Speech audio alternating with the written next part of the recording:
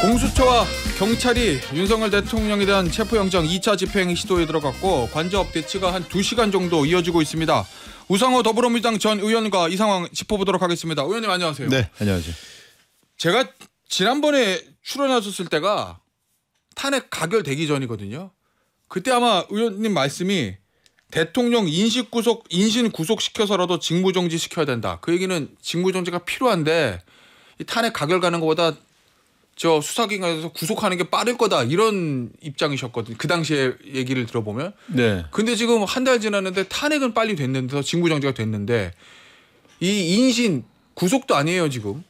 조사를 받기 위한 체포가 굉장히 힘들거든요. 이 한 달 동안의 상황 어떻게 보셨어요? 뭐 일단은 이제 윤석열 대통령이 그 소위 말하면 군을 동원해서 의회를 무력화하고 선관위를 무력화하려고 했던 그러니까 말하자면 민주주의 근간 제도라고 할 수 있는 의회 제도와 선거 제도 자체를 붕괴시키려고 했던 거 아닙니까? 예. 그러면 이제 이 책임을 물어서 신속하게 수사를 해서 인신 구속을 하는 게 먼저인데 수사기관들이 만전에 만전을 기하다 시기를 좀 놓친 거죠. 예. 그래서 제가 볼 때는 그만큼 대통령에 대한 예우를 했다 저는 이렇게 보고 있고요. 아 공수처에서. 네, 근데 이제 탄핵 절차가 진행되고 있기 때문에 예. 사실은 뭐 직무 자체가 정지됐지 않습니까? 예. 그때 직무를 빨리 정지시켜야 한다고 제가 주장했던 거는 2차, 3차 계엄의 가능성이 있다고 봤기 때문인데 지금은 일단 직무가 정지됐기 때문에 예. 그런 가능성은 별로 없죠. 다만 대통령 측의 시도는 지금 어떤 형태라도 이 법 집행을 연기시키거나 저지해서 예. 국민들 사이에 이 분쟁을 격화시켜서 자신을 보호하겠다고 하는 전략이거든요. 아 대통령의 생각이. 그럼요. 오. 저는 이런 태도를 처음 봐서 예. 초유의 일이라. 예. 아니 어떻게 검찰총장까지 한 대통령이 네. 법원이 발부한 영장에 응하지 않고 오히려 지지자들을 격동시키고 예. 경호원들에게 여러 가지 호소를 해서 예. 농성 체제로 가고 있는지 이러면 이제 법치주의가 무너지는 거거든요. 예. 그러니까 법원의 결정에 대해서 불만을 가질 수는 있으나 예. 집행 자체를 막는 거는 법치주의를 완전히 무너뜨리는 거 아닙니까? 예. 이러면 이제 대한민국은 나는 법원의 결정에 따르지 않겠어. 내 생각이 다르기 때문에. 예. 그렇게 말하면 어떻게 잡아요? 그래서 오늘 이 영장 집행은 반드시 이루어져야 대한민국이 법치주의가 사는 겁니다. 만약에 이걸 집행 못하면요. 예. 앞으로 떼쓰면서 사람 많이 동원하면 이제 우리나라는 이제 아무도 안 잡혀가는 거죠. 힘 센 사람들은. 그러면 뭐 일반인뿐만 아니라 뭐 소위 말하는 정치인, 뭐 재벌, 뭐 좀 힘이 있다는 사람들은 법원의 영장은 이거 잘못된 것인 걸 하고 저항할 수도 있는 선례를 남길 수도 있다 이런 말씀이시잖아요. 용병들 고용해서 예. 저렇게 떼쓰고 스크럼 짜면 이제 법 집행 못하는 나라가 되면 예. 무법천지되는 거죠. 그런 면에서 저는 이게 예. 굉장히 위험한 지금 일들을 대통령 측이 벌이고 있다. 윤곽근 변호사나 그 변호사들도 예. 다 검찰 출신 아닙니까? 그렇죠. 윤곽근 변호사 고검장 출신이죠. 아니 이 양반들 지금 뭐 하고 있는 거예요? 그러니까 주장은 할 수 있어요. 예. 그러나 법원이 내린 결정은 따라준다는 것이 원의 불문율 아닙니까? 예. 예. 그러면 예를 들면 윤곽근 변호사나 윤석열 대통령 측의 얘기가 공수처는 수사권이 없다 뭐 이 얘기를 하잖아요. 주장할 수 있죠. 그러면 일단 체포영장에 뭐 응하든 자진 출석을 하든 공수처에 가서 조사 받으면서 그 얘기를 하는 것은 괜찮으나 네. 영장에 불응하는 건 안 된다 이런 말씀. 심지어 이럴 수 있죠. 내가 매달 며칠에 예. 경찰서 내가 나갈 테니까. 예. 공수처 갈 테니까. 아니 공수처가 아니고 나는 경찰에서 받겠다고 경찰에서, 하면 예. 그거라도 협의할 수 있다 이거예요. 근데 막상 지금 정진석 비서실장이 중재한 게 그거 아닙니까? 예. 제3의 장소나 예. 다른 방식의 합의점을 찾자. 꼭 얘기할 수 있죠. 조사만 받겠다고 나오면. 예. 그런데 그 얘기하자마자 윤곽근 변호사 등 대통령 측이 예. 우리랑 상의한 적 없다. 그건 뭐예요? 사실은 지금 트집을 잡고 있는 것이지 조사를 받겠다는 의지는 없어요. 예. 기관의 문제라면 조정할 수 있잖아요. 국수본하고 이게 지금 그 공수처와 경찰이 예. 공조범 체계 갖고 있잖아요. 그렇죠. 대통령이 예를 들어 나는 굳이 공수처에 가서 조사받고 싶지 않다. 예. 그 조정할 수 있는 거 아닙니까? 그러면 어제 이제 정진석 비서실장이 이제 개인 플레이인 건데 정진석 비서실장의 메시지는 기본적으로 대통령이 조사를 받는 것은 깔려 있는 거고. 그렇죠. 근데 지금 대통령 측과 윤곽근 변호사를 포함한 변호인 측은 예. 탁 잘라버리잖아요. 그 뭐냐? 예. 지금 사실은 조사받을 생각이 전혀 없는 거예요. 그러니까 예. 제가 볼 땐 예. 저런 쓸데없는 이 현혹 되지 말고 예. 이제 오늘 집행해가지고 조사를 해야 됩니다. 사실은 조사한다고 그래서 예. 반드시 구속되는 것도 아니잖아요. 알겠습니다. 해봐야 하는 거지. 자, 지금 현재 상황을 좀 말씀드릴게요. 수사팀이 관저 내부에 진입을 시작했다고 합니다. 관저 내부에 진입을 시작했고 또 하나 앞서 이제 제가 속보로 여당 의원들하고 이 체포팀하고 충돌이 좀 있다 이렇게 말씀드렸는데 관저 앞에 있던 모 여당 의원 몇몇 의원들이 경찰 혹은 수사관에게 폭행을 당하고 옷이 찢어졌다고 주장을 했다고 합니다. 본인들에게 주장했다는 네, 것이고 네. 지금 수사팀은 관저 내부에 진입을 시작했다. 이게 현재 상황이에요. 말씀은 좀 드리도록 하겠고 자 이러면 당위의 측면이 아니라 현실적으로 오늘 체포 성공할 거로 보세요. 네, 저는 뭐 이 정도 준비했는데 예. 실패할 거라고 보지 않습니다. 사실은 지난번에도 예. 할 수 있었는데 워낙 강하게 저항을 하니까 명분을 쌓기 위해서 공수처가 일부 후퇴했던 거죠. 예. 근데 오늘은 사실 오늘까지 후퇴하면 예. 아 이게 때를 쓰고 막아서면 대한민국은 법을 집행할 수 없겠구나라고 하는 확신을 만들어주기 때문에 예. 사실은 되게 위험합니다.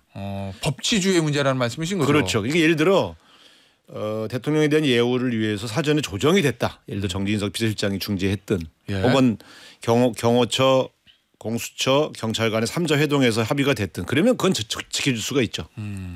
그런데 예. 그게 다 거부됐기 때문에 예. 지금은 법원이 발부한 영장을 집행할 수밖에 없죠.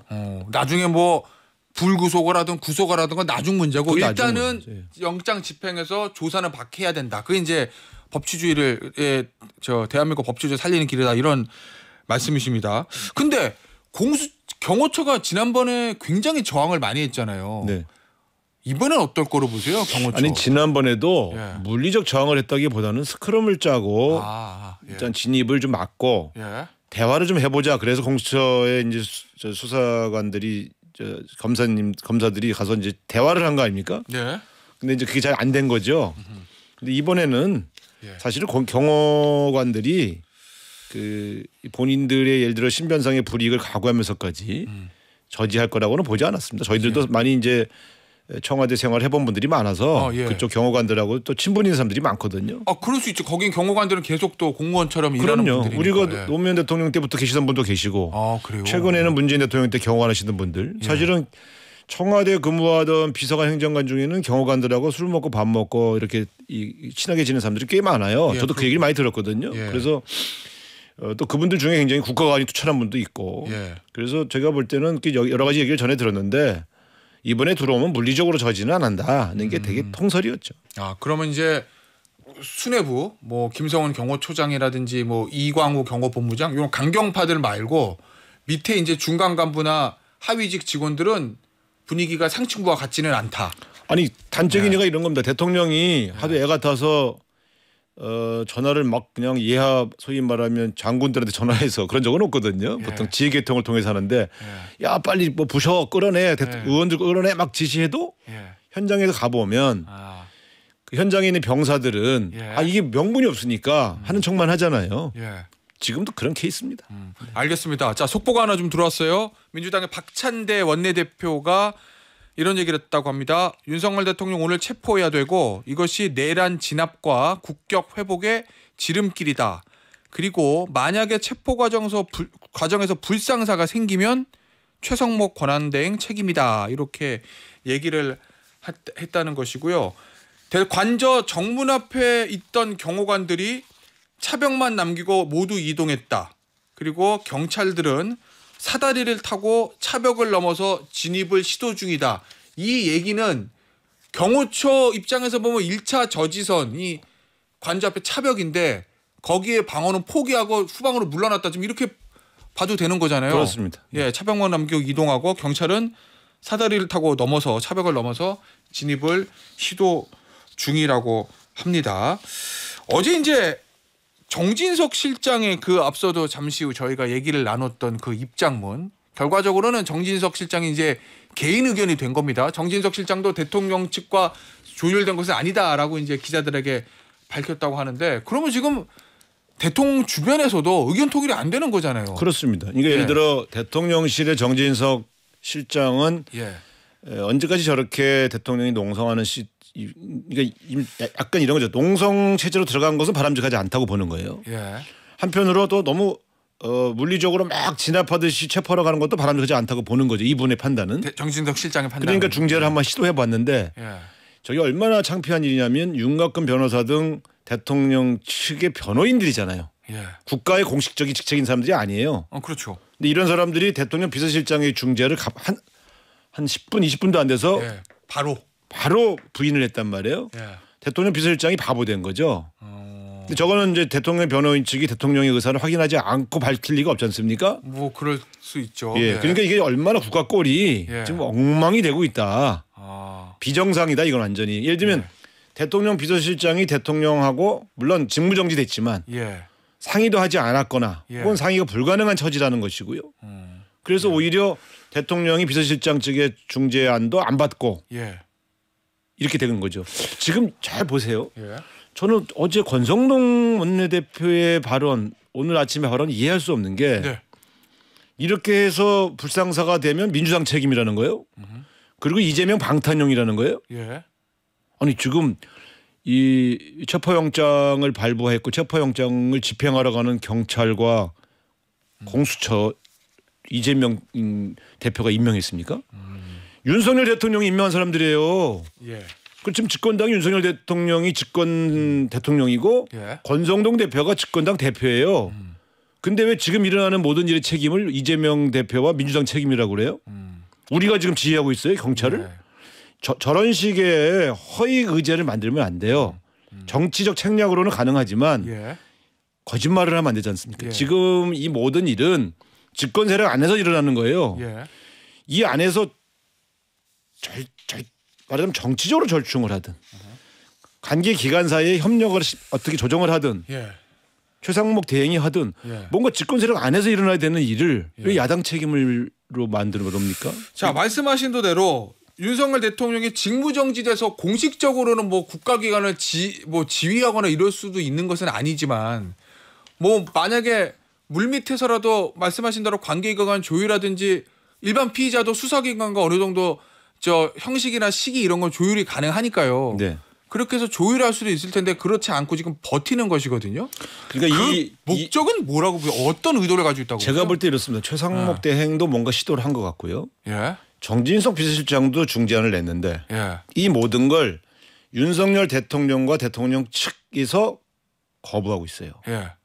그러니까 집권 세력 내부의 조정도 안 되는 거예요. 그럼 뭔가 노림수가 있을 거 아니에요. 대통령은 무슨 내전을 만들겠다는 거예요. 내전에 가까운 갈등을 격화시켜서 탈출구를 만들어 보겠다라고 판단하고 있는 것으로밖에는 보이지가 않아요. 저는 이런 일에 집권당의 국회의원들 일부가 스스로 가서 그 앞잡이를 해주는 것이 과연 맞냐? 저는 이것도 이해하기 어려워요. 그래서 이게 그러니까 이런 거죠. 법을 집행하는 것이 매우 중요하지만 법 집행에 상당한 갈등이 생길 경우에 정치적 절충도 해요. 근데 이 모든 가능성이 지금 다 무너졌다고 봅니다. 자, 속보가 들어와 있습니다. 수사팀이 차벽 안쪽으로 완전히 진입에 성공했고요. 그래서 소위 말하는 1차 저지선을 통과했다고 합니다. 그리고 그 철조망이 쳐 있다고 하잖아요. 그 철조망을 제거한 뒤에 관저 안쪽으로 더 진입하고 있고 관저 경비초소에는 사다리를 투입했고 수사관들을 추가 투입 중이라고 합니다. 어쨌든 1차 저지선인 차벽 그것은 넘어서 진입을 성공했다고 합니다. 그러면 의원님 대통령 생각은 이런 거라는 거예요. 뭐 예전에 박근혜 전 대통령과 비교를 많이 하잖아요. 박근혜 전 대통령은 헌재 심판, 뭐 수사기관의 수사, 검찰에 굉장히 잘 응했어요. 혼자 당을 끌어들이지 않고 만약에 박근혜 전 대통령처럼 그렇게 순순히 응하면 본인의 지지층들이 와해될 수 있으니 내가 버티고 저항해서 지지층들 결집시켜서 정치 투쟁으로 끌고 간다. 이게 대통령의 생각이란 말씀이세요? 그렇습니다. 그러니까 이게 박근혜 대통령이 탄핵을 맞이하고 또 수사에 응했던 재판에 응했던 전체의 과정과 아주 대비되는 장면이에요. 근데 윤석열 대통령은 검찰총장까지 한 법 전문가 아닙니까? 이 양반이 오히려 법을 집행했던 사람이잖아요. 저는 되게 충격적이에요. 오히려. 근데 박근혜 대통령이 당시에도 계속 불만을 얘기했어요. 자기는 억울하다. 자기는 최순실에게 이용당했을 뿐이다. 예, 그랬죠. 라고 계속 주장했거든요. 예. 그러니까 그걸 법정에서 주장한단 말이에요. 그러니까 대한민국의 법 체계가 작동하는 그 체제 안에서 본인을 변호하고 본인의 방어권을 행사했죠. 예. 이분은 법 바깥에서 법의 위에서 지금 이 반격을 시도하고 있는 것이기 때문에 문제의 심각성이 있습니다. 그래서 이거는 옹호하고 예.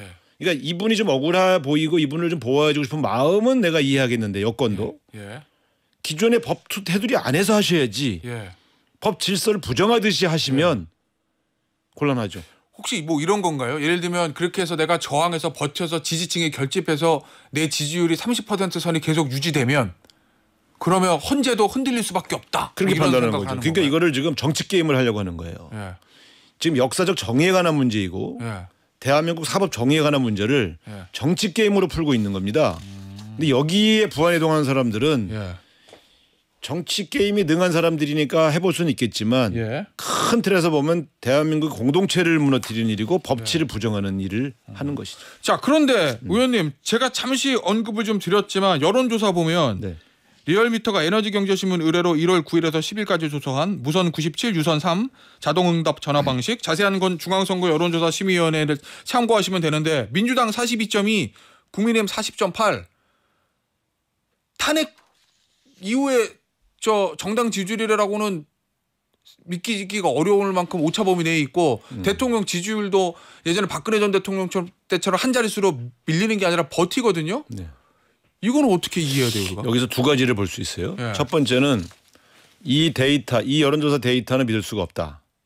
근데 이 그러니까 추세들이 이런 잘 보십시오. 42%, 40%라고 하는 그 양당의 지지율이 붙어 있는 거에만 주목하고 있어요. 언론인들은. 예. 이게 재밌잖아요. 예, 뭐 갤럽도 그렇게 뭐 예. 비슷하고. 근데 그래서. 객관적으로 봅시다. 예. 그러면 대한민국 국민들이 예.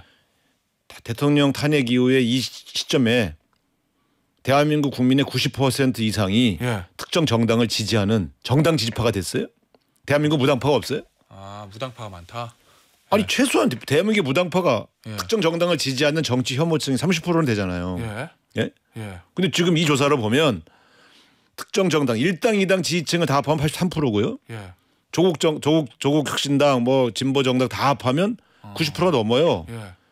그러면 이 데이터 값을 믿을 수가 없는 거죠. 일단 저는 여론조사를 하도 오랫동안 들여다본 사람이니까 예. 데이터 값이 틀리다. 아. 그러면 이건 뭔가 조사의 문항이나 예. 방식이나 혹은 지금 여론조사에 응답하고 있는 층에 아. 문제가 있는 거다. 일종의 보수 과표집. 그러니까 예. 예를 들어 전체적으로 정당 지지층이 한 60, 70% 안에서 움직이고 그 안에서 오차가 붙었다고 판단되면 저는 인정하겠는데 이게 하나 틀리다는 거고 두 번째 예. 추세적으로 보수가 결집하고 있다. 과거처럼 우리 대통령이 너무 못했고 그래서 우리가 지금은 참 대답하기도 싫다. 예. 지지한 정당이 없다라고 빠져 있는 상황이 아니라 결집한다. 뭔가 위기의식을 느끼고 그게 이성적이든 비성적이든 예. 뭉쳐지고 있다는 것은 틀림이 없어요. 그러니까 그 현상은 분명히 있지만 예. 그게 지금 말하고 있는 지금 드러나고 있는 여론조사의 데이터값에 반영된 거다. 이렇게 보기는 어렵죠. 의원님 하나만. 네. 일각에서는 민주당이 좀 너무 급하고 너무 강공책으로만 몰아쳐서 네. 이 저 탄핵에 찬성하는 사람들의 지지를 다 받아먹지 못하고 있다. 뭐 이런 얘기들도 그건 하던데. 사실이죠. 그러니까 맞아요? 제가 봐도 예. 지금 마치 일반인들의 인식이나 혹은 이제 이 전체적인 분위기는 예. 마치 민주당이 대통령에 대한 영장을 집행하는 것처럼 느껴지는 분위기들. 예. 그러니까 뭔가 우리가 오히려 그 갑이고 아하.